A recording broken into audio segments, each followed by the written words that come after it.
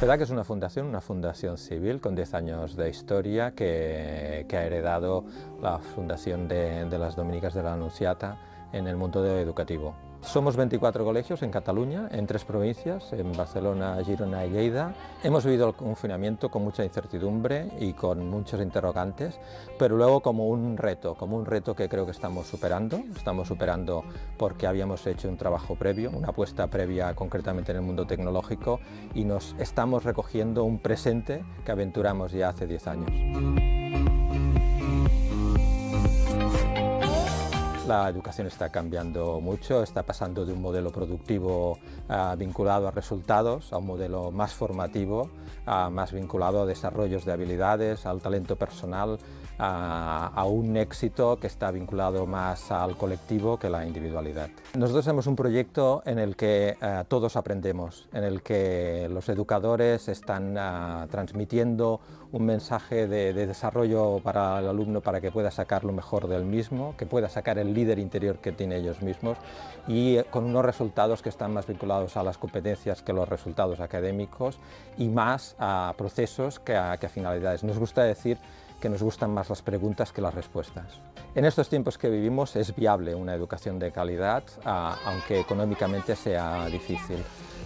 Lo primero que tienes que tener es un proyecto de calidad y de futuro, pero luego es cierto que tenemos que tener un management, tenemos que tener una gestión, que en nuestro caso el hecho de que tengamos 24 centros, que podrías hacer una economía de escalas, que podrías incluso tener un modelo de tesorería compartida en formato de cash pooling, nos posiciona y hace viable un proyecto económicamente.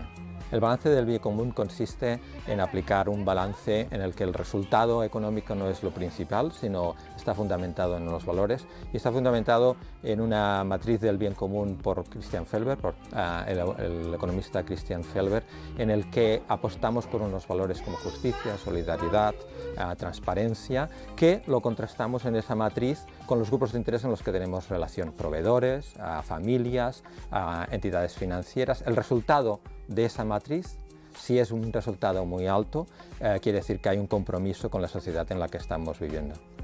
La educación sin tecnología no tiene presente. Yo creo que la tecnología es presente, no es futuro.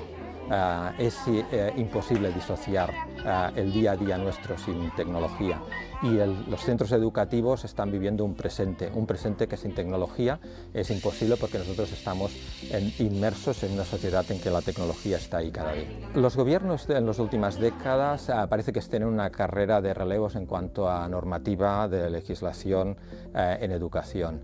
No entienden de que hay es verdad, hay buenas intenciones, pero cuando intentan integrar la opción ideológica se equivocan. Lo único que pedimos es que haya pluralidad, en que haya respeto, en que haya comunicación, en que haya diálogo, y en que haya un conocimiento más de la escuela concertada, por cierto, y que no nos recurramos a opiniones atávicas sobre la escuela concertada, y que tengamos un proyecto de educación y de calidad para todo el sector.